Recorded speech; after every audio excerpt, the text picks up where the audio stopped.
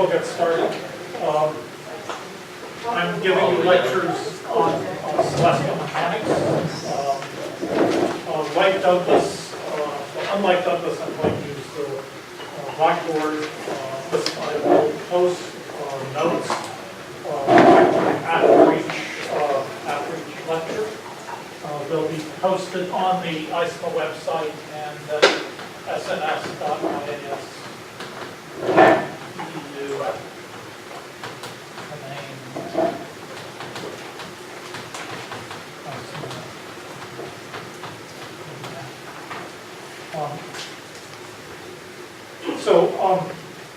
The other thing is that Douglas said that his first lecture was going to be boring. My lecture is going to be even more boring than his, because, of course, celestial mechanics is the oldest successful branch of the physical sciences, and it's something that you're all exposed to as undergraduates, but the exposure you get as undergraduates is brief enough just to make sure we're all on the same page. I'll start with first principles, go through the basic stuff that you should have all learned in the mechanics course, hopefully in the next half hour or hour, and then move on to things that you probably didn't see in your mechanics course. The standard textbook on standard advanced textbook on all of this is Murray and Dermot, solar system dynamics.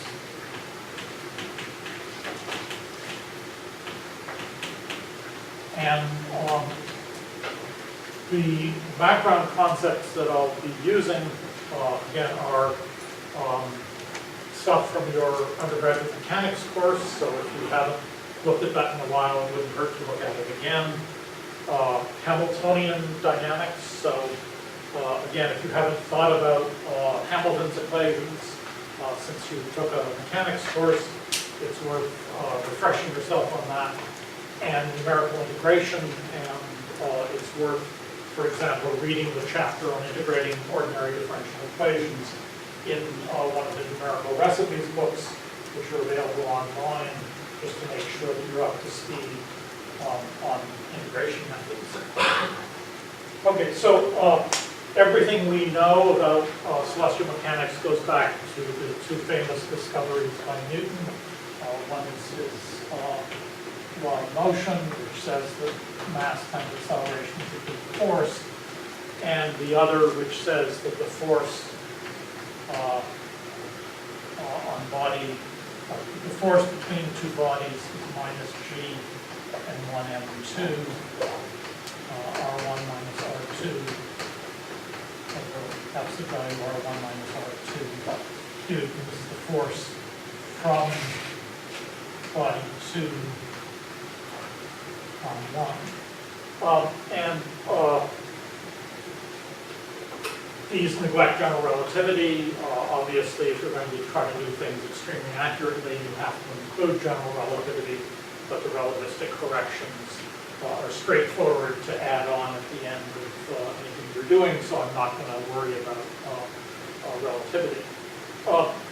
So the problem that Newton was able to solve, of course, was the two-body problem.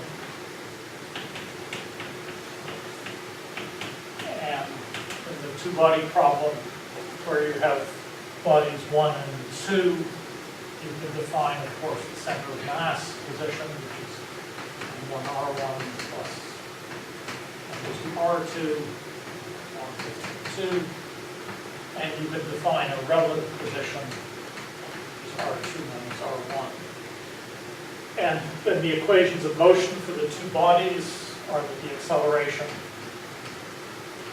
r1 is g m2 r2 minus r1 over r2 minus r1 cubed. Similar equation for the second body with everything reversed.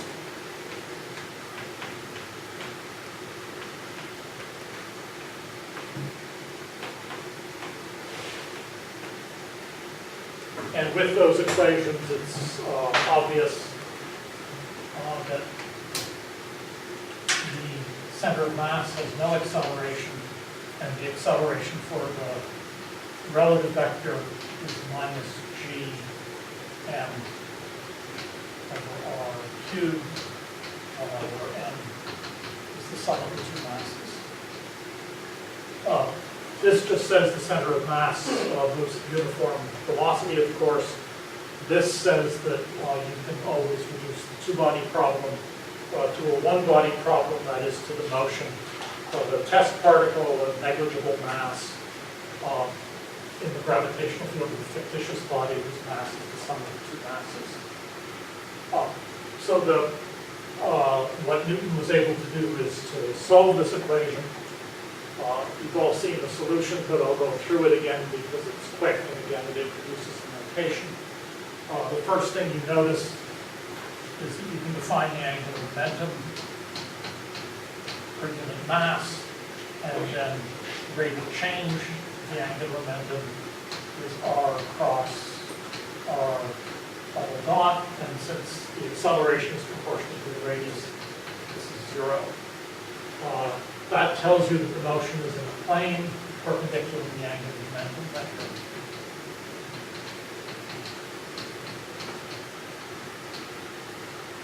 Since the motion's in a plane, you can just work in polar coordinates. There's the fictitious massive body. This is the azimuthal angle. This is the radius. And of course, to get the expression for the acceleration, you write the radius as r times a unit vector. And you use the fact that the rate of change, the unit vector, is the rate of change of the azimuthal angle times psi hat, and the rate of change of psi hat is minus psi dot times r hat. So the velocity is the rate of change of the radius, rate of change of the angle times psi hat, plus the radius, rate of change of the radius times r hat, plus the radius times psi dot psi hat, and the acceleration is the acceleration of the radius twice r dot psi hat, the acceleration of the angle, and then minus r psi dot squared r hat. That's the Coriolis force, that's the centripetal force, the centripetal acceleration. And then if you substitute that in for given the gravitational force,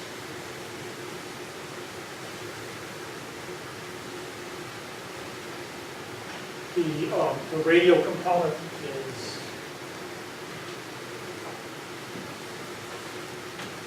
r double dot minus r psi dot squared equals minus gm over r squared, and r psi double dot plus 2 and psi dot is 0. You integrate this once, it says d by dt r squared psi dot is 0, and this of course is the angular momentum, so it recovers the equation for the angular momentum, which in this case you can replace psi dot using the angular momentum, and you find that r double dot minus L squared over r cubed is minus gm over r squared. Is the basic differential equation governing Kepler orbit. This in turn, you can multiply by the rate of velocity and integrate once. You get a half r dot squared plus L squared over 2r squared minus gm over r is a constant, which is the energy per unit mass. Again, there's the potential term, the radial component of the velocity and the azimuthal component of the velocity.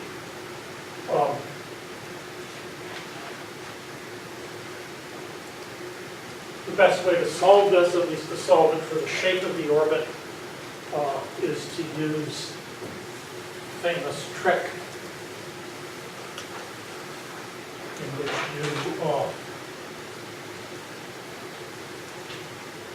that R equal 1 over u, so u is an inverse radius, and then R dot is minus 1 over u squared. U dot, this is minus 1 over u squared, u psi, times psi dot, and psi dot, so it's minus 1 over u squared, u psi, and then psi dot, according to this, is L u squared, so this is minus L u psi. Our double dot is then L minus L e squared u psi squared times psi dt, or psi dot, which again is just L u squared. So this is minus L squared u squared u psi squared. If you plug that into this equation, the first term is minus L squared u squared u psi squared. The second term is minus L squared u cubed, and the third term is minus gm u squared. So you can cancel out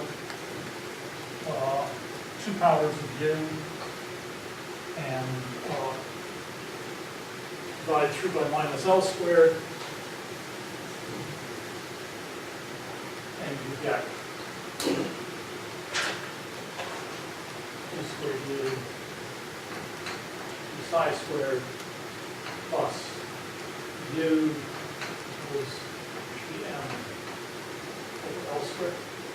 That's a harmonic oscillator equation plus a constant, and so the solution is u equals gm over L squared.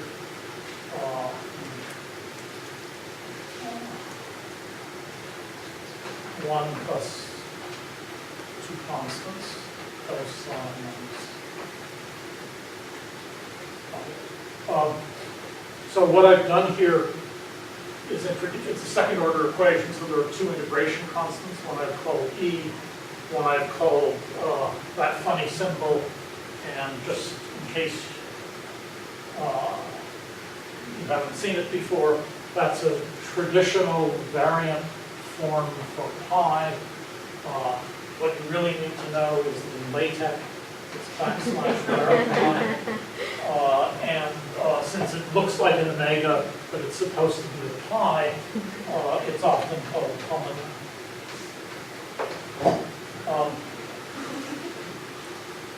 Okay, and I'm going to introduce I'm going to change this by introducing a new constant, A, defined by that, and then you can eliminate L squared. I'll flip this to get an equation for the radius.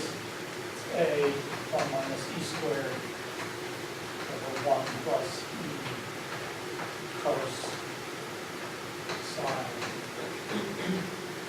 times omega. And that's the standard equation for the shape of the Kepler ellipse.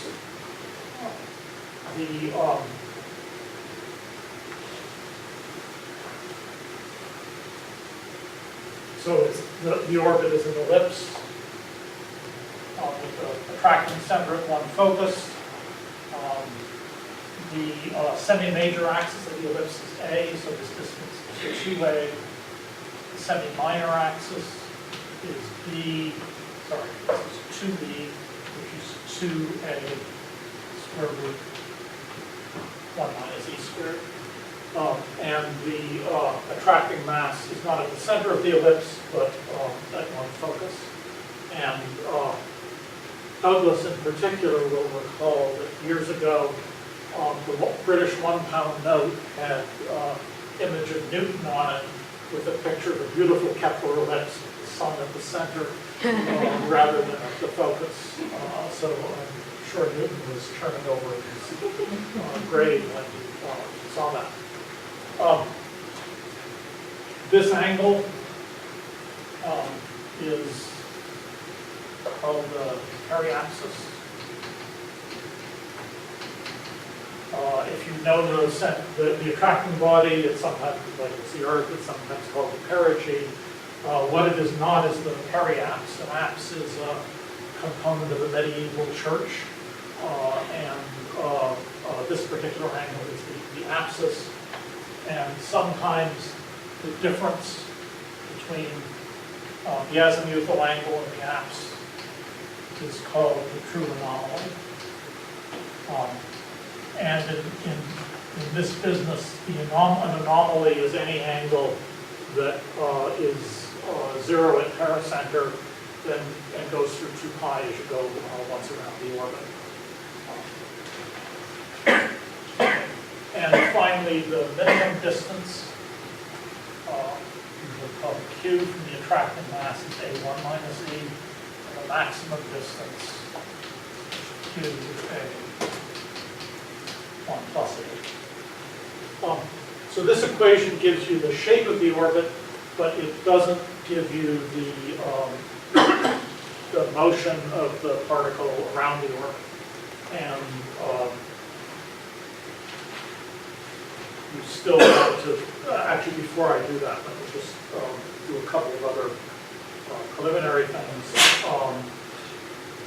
We know that we had the energy equation, which said the energy is a half r dot squared plus L squared over 2r squared minus Gm over 5. We know that when the orbit's at the apoapsis or the periapsis, it's at a maximum and minimum distance. So that says r dot is 0. So that says that E, that's 0. This is GMA 1 minus E squared. Depending on whether you're at apo or peri, this is 2a squared 1 plus or minus E squared. And this is minus GM over A 1 plus or minus E. If you go through the algebra here for a couple of lines, it looks like there's 2 solutions, but obviously there's only one energy. There can only be one solution, and when you look at it, that's minus GM over 2A. So the energy for Kepler orbits is uniquely related to the centimeter axis. The total area of an ellipse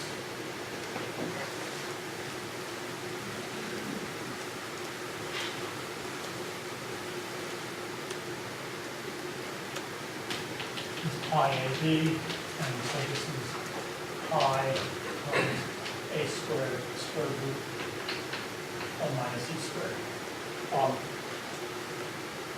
You can work out the orbital period because you know that r squared beside ET is the angular momentum. So the time it takes to go once around the orbit is 1 over L integral around the orbit r squared psi. That is twice the area. So the period is twice the area over L. So that's 2 pi A squared square root 1 minus E squared. This is square root GMA 1 minus E squared. And so the period is 2 pi square root A cubed over GM. That's more usually written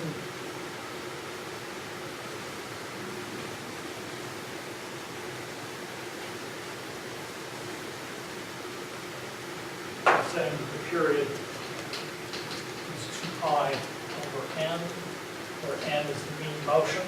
That is, it's the mean rate of change of the azimuth, and combining that with this equation says n squared a cubed is gm, which is kept to the long.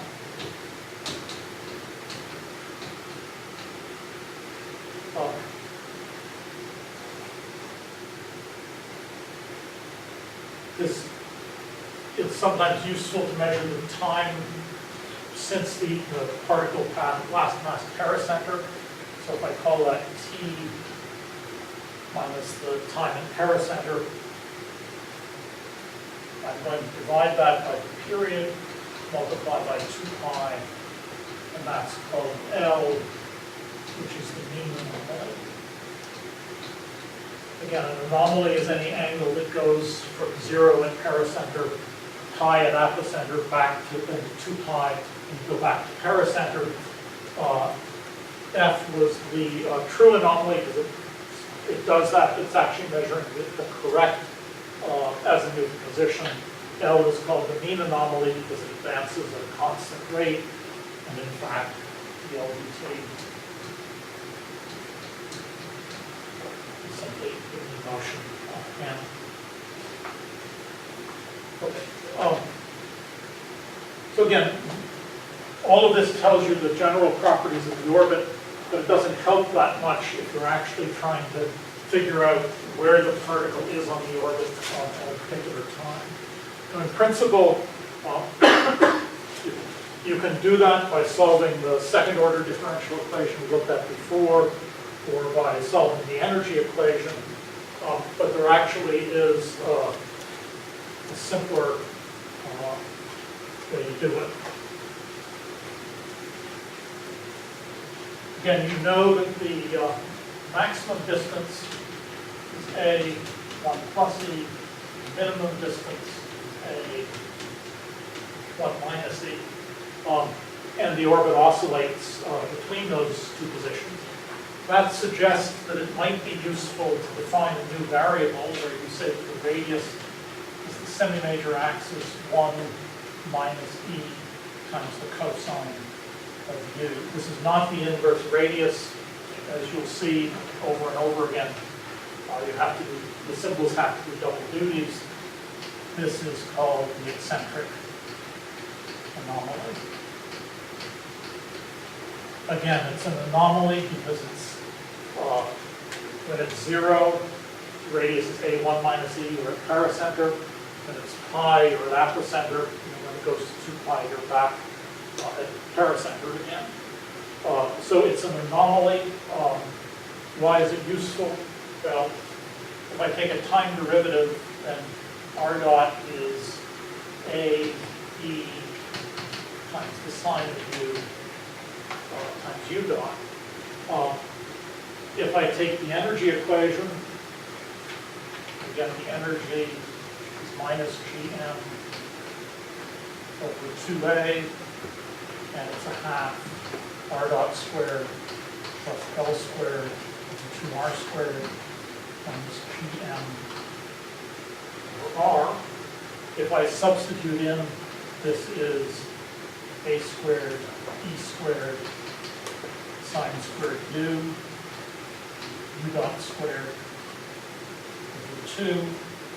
This is gm a 1 minus e squared over 2a squared 1 minus e cos u, and this is the potential energy of minus gm over a 1 minus e cos u. You can go through this and do a little bit of algebra and simplify it, and when you simplify it, the right-hand side, well, when you simplify it, the equation that you get as a result is that 1 minus e cos u squared u dot squared is gm over a cubed. We know that gm over a cubed is the square of mean motion, and we know from this that that's L dot squared. So you take the square root of both sides, you can integrate both sides, and you get that L is u minus e sine u, which is called Kepler's equation.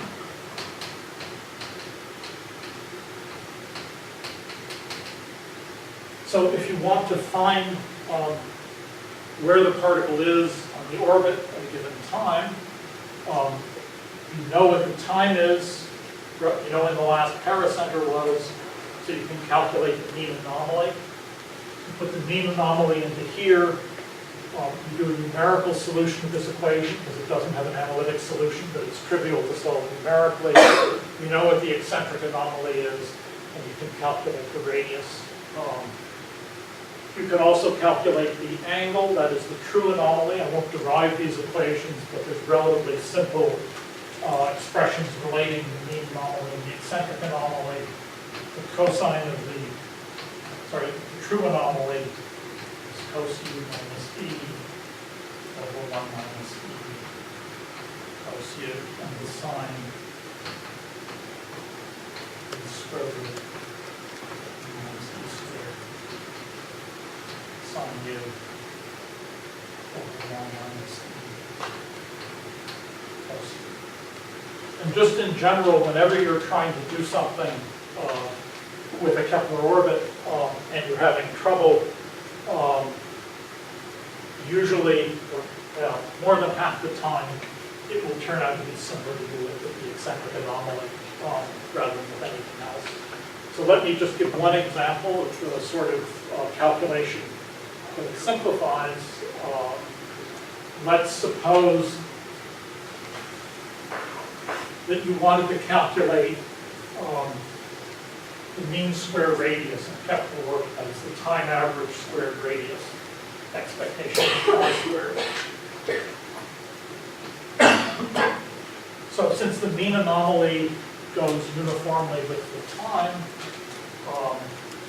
that average is going to be 1 over 2 pi integral the mean anomaly from 0 to 2 pi dl times r squared. You take the expression of the eccentric anomaly, 1 over 2 pi, 0 to 2 pi dl times a squared 1 minus e cos u squared.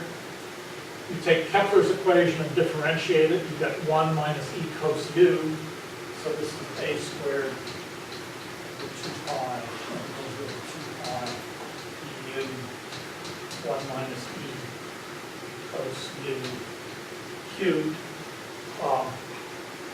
So you write out the cubic, you get a 1, which averages to 2 pi, so you get a squared times 1.